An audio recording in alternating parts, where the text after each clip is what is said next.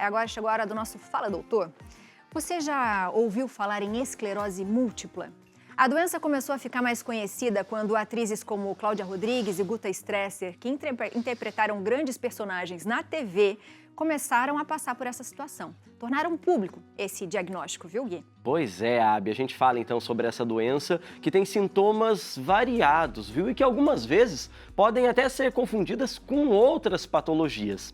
Ela não tem cura, é considerada rara, mas tem tratamento, isso que é muito importante. E claro, com o diagnóstico precoce, acompanhamento médico, é possível ter uma qualidade de vida ainda maior. Quem vai explicar tudo isso pra gente é o neurologista Dr. João Nicoli. Doutor, seja bem-vindo aqui ao nosso Viva Tarde. Oi, tudo bem? Que bom conhecer o senhor, viu? Que bom viver essa tarde com você, viu? Que maravilha. Sente-se, fique à Doutor, vontade. fique à vontade para a gente falar então de um assunto que eu tenho a sensação que as pessoas estão se inteirando mais, né, Abi? A partir desses exemplos famosos. E não só de pessoas que já eram conhecidas, mas de outras, né, que começam a fazer campanha, criar conteúdo sobre uma doença que para alguns ainda era desconhecida, né? Isso é muito importante, né, Gui? Porque eu costumo dizer que a gente tem muita oportunidade de falar da esclerose múltipla entre nós médicos, nos congressos, simpósios, mas temos poucas oportunidades assim para dizer isso a quem mais importa, né, que são essas pessoas, né, que muitas vezes se sentem pouco ouvidas, pouco vistas. O que realmente é esclerose múltipla, doutor? O que ela ataca, onde ela vai, como que as pessoas conseguem perceber? Abi, olha, quando eu decidi fazer neurologia, isso foi muito novinho, as pessoas costumavam dizer assim para mim, que a neurologia é uma especialidade difícil, bonita, mas que lida, né, com casos difíceis e pouco se podia fazer por essas pessoas. E hoje eu digo para você, Abi, digo para as pessoas todas que estão nos assistindo, que isso não é mais verdade, principalmente para as doenças autoimunes, que é a que a esclerose múltipla faz parte. A esclerose múltipla faz parte desse grupo de doenças autoimunes do sistema nervoso central. O que é isso? As doenças autoimunes são aquelas em que as células do nosso corpo, que deveriam nos proteger contra micro-organismos, elas passam a atuar de uma maneira disfuncional e atacam as nossas próprias células. No caso da esclerose múltipla, esse ataque ocorre a uma estrutura chamada bainha de mielina, que é um revestimento do nosso neurônio. Assim como os fios elétricos, eles têm um revestimento de PVC que impede, né, o curto-circuito, nós temos a bainha de mielina. E ela é que permite a condução do impulso nervoso, né? E a partir daí é que vão aparecer os sintomas. E quais são eles, doutor? Os sintomas, eles são diversos, eles vão depender de qual região do sistema nervoso central a lesão vai ser feita, né? Então, os principais sintomas: perda de força de um lado do corpo, perda da sensibilidade ou então formigamento, a pessoa começa a sentir a perna mais pesada, o braço mais pesado, como se você estivesse dormindo sobre ele, né? Às vezes borramento da visão, dificuldade para diferenciar as cores, principalmente o vermelho, né? Alterações esfincterianas, quer dizer, dificuldade para segurar urina ou então alterações do equilíbrio, dificuldade para andar. Olha só, e doutor, uma outra dúvida que eu estava conversando com a Abi um pouco antes de começar o programa é sobre um público que normalmente sofre dessa doença. Tem um público mais comum, seja a faixa etária, ou então é mais comum entre homens ou mulheres? Perfeito, Gui, tem. E assim, mas antes de responder a sua pergunta, eu gostaria de complementar que esses sintomas que eu disse anteriormente, porque a Bi disse, né, da possibilidade de diagnósticos diferenciais, de confundir com outras doenças. Então, qual é a característica típica da esclerose múltipla? Esses sintomas, eles vão aparecer no decorrer de alguns dias, 2, 3, 4, 5 dias. E aí, depois de algumas semanas, eles podem melhorar ou não. Em relação ao público, existe um pico de idade, de faixa etária, que é entre os 20 e 40 anos. E principalmente, Abi, como você disse, né, algumas celebridades que vieram compartilhando o diagnóstico, né, a gente vê essa predominância no sexo feminino, isso não é mera coincidência. As mulheres, elas têm uma predisposição genética maior para o desenvolvimento da esclerose múltipla, né? Acredita-se que em torno de 2 a 3 vezes maior do que no sexo masculino, né? A obesidade infantil também, o tabagismo, a baixa exposição à luz solar e, consequentemente, os baixos níveis de vitamina D, todos esses são fatores de risco. De fatores de riscos. Doutor, como que é o diagnóstico, né? Ele é clínico? É possível fazer exames para identificar isso mesmo, para ter certeza?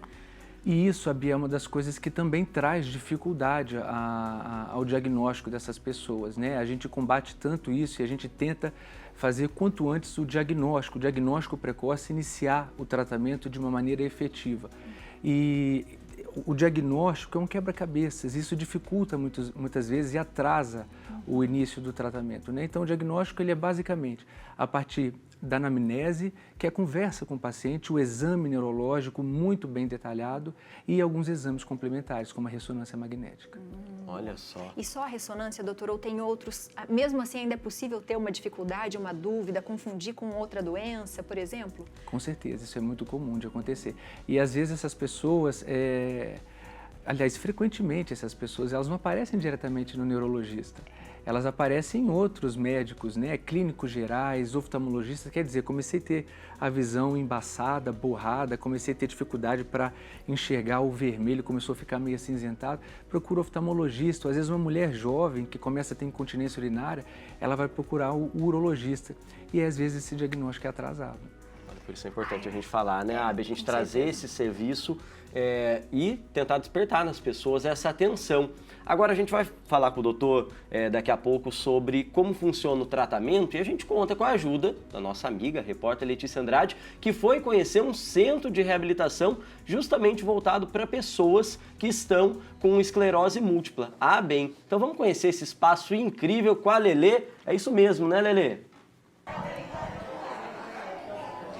Oi, Aibe, oi, Gui, olha só, nesse dia, então, da esclerose múltipla, eu vim até a cidade de São Paulo para conhecer um pouquinho mais do trabalho da Associação Brasileira de Esclerose Múltipla. E a Gisele já está aqui do meu lado para compartilhar com a gente, então, como funciona o trabalho da associação. Gisele, seja muito bem-vinda ao nosso Viva Tarde.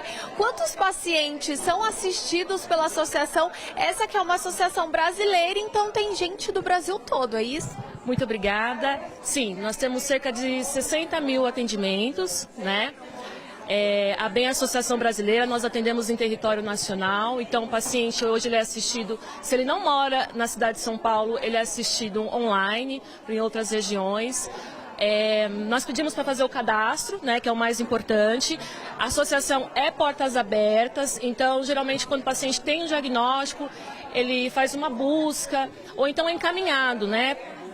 Nisso a gente faz o cadastro, agenda o acolhimento, onde a gente faz uma escuta qualificada e direciona ele para os serviços. Olha que legal. E aí, quais são os serviços que esses pacientes assistidos podem receber aqui na associação?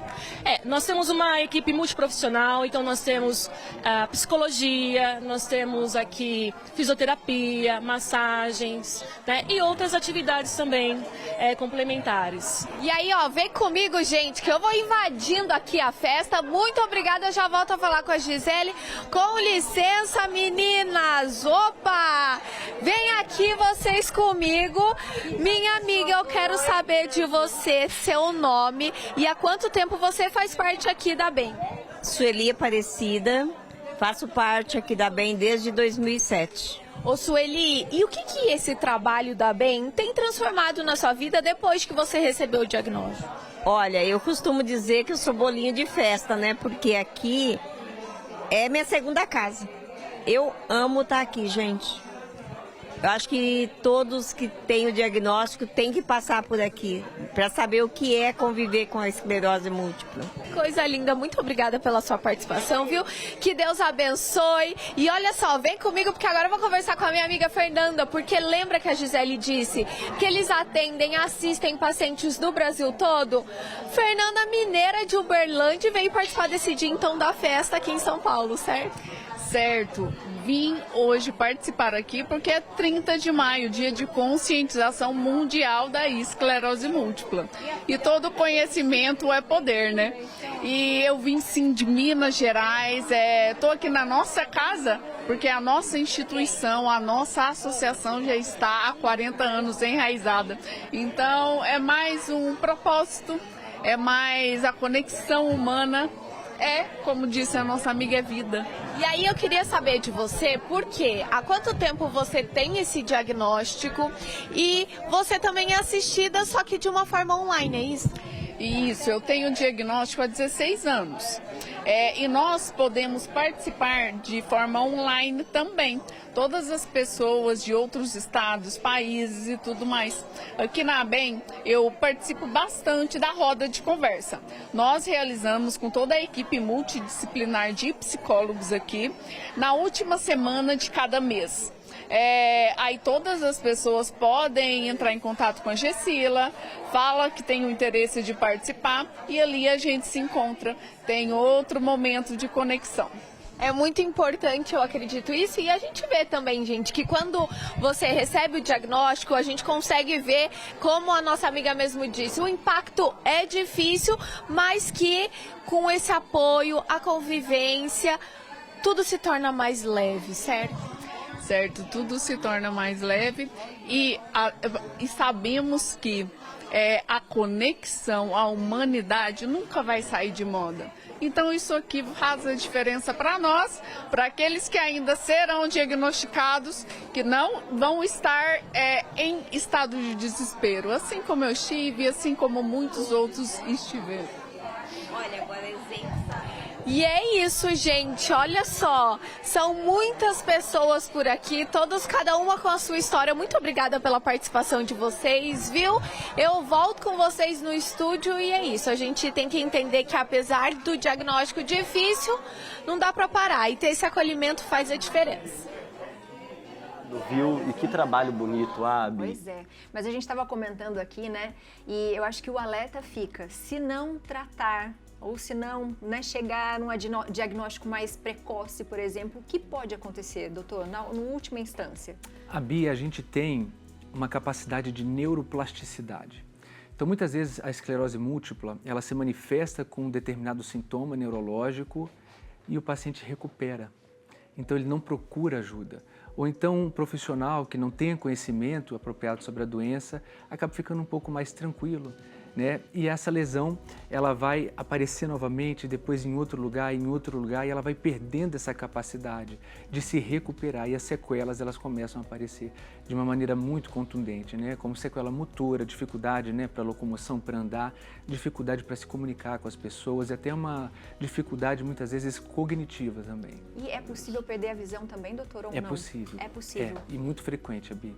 Até 40% das pessoas que têm esclerose múltipla, aliás, abrem um quadro clínico com uma lesão no nervo óptico, que se chama neurite óptica. Doutor, em contrapartida, com um tratamento adequado, a partir do diagnóstico precoce, né, a pessoa que percebe isso, como a gente escutou a entrevistada falando, né, ela tem aquele primeiro momento de medo, de desespero, né, mas a gente pode tranquilizá-las? Quer dizer, com o tratamento, com o que a ciência conhece hoje, dá para dar uma boa qualidade de vida para essas pessoas? Com certeza, Gui. E essa é uma doença muito estigmatizante, né? Pelo termo esclerose, remeter a outras situações também, né? Aqui no Brasil. Mas a esclerose, quando ela foi descrita pela primeira vez por Charcot, há muitos anos atrás, ela não se referia à pessoa que tem a doença, ela se referia ao que ele encontrou no exame do microscópio, no exame histopatológico. Ele encontrava múltiplas escleroses, múltiplas cicatrizes, né? Então, o termo ele vem daí, não da pessoa, doutor, eu vou ficar esclerosado. Não tem nada, absolutamente nada a ver, né? E hoje eu fico assim muito feliz de dizer que nós temos medicamentos de alta eficácia e medicamentos que controlam, silenciam, adormecem a doença, e o paciente ele pode permanecer por muitos anos sem novas lesões, sem novas pioras neurológicas, né, ou novas lesões na ressonância magnética. E esses tratamentos eles são contemplados em sua grande maioria pelo Sistema Único de Saúde, pelo SUS. E ele também pode ser feito algumas vezes pelo Plano de Saúde. Que perfeito. Excelente, Excelente. Doutor, seja sempre muito bem-vindo. Muito obrigado. Viu? Você de casa aproveita, se tem mensagens também, aproveita para seguir o doutor, @Dr. João Nicoli, está aparecendo para você aí na tela.